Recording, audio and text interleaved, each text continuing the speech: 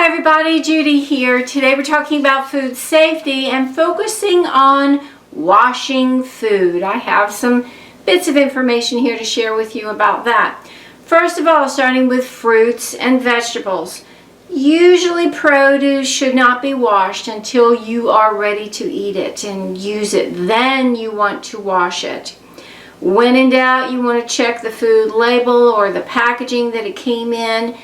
Even foods with inedible peels like cantaloupes and grapefruits should be washed before you cut into them.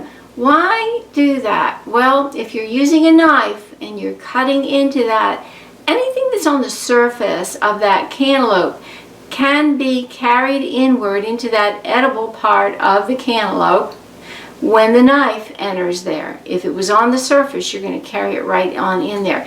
That's not a good thing. There might be some harmful bacteria on there. There might be some chemical contaminants on there, and so you don't want to just cut into it. You want to wash everything first really, really well.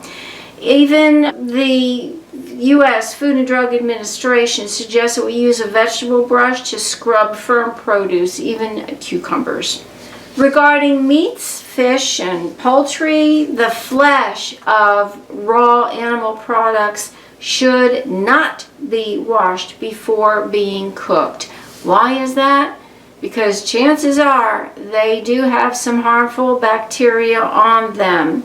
And when you wash them first, some of that water can and often does splash up onto the sink surface above the rim of your sink. It might splash onto the handles of your faucet, and so you're rinsing your water, you've got the caca on your hands, and then you touch the faucet in order to turn it off. Whether you've got it on your hands or not, if it's on the faucet, then you've got it on your hands.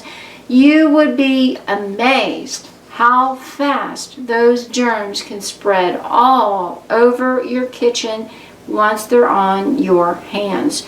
So you do not want to rinse raw animal products before you cook them. The only way to kill the germs that might be on them is to completely cook them to the appropriate internal temperature. Then you know you've killed whatever germs might be lurking on that food. I do hope this helps. Take care and bye for now.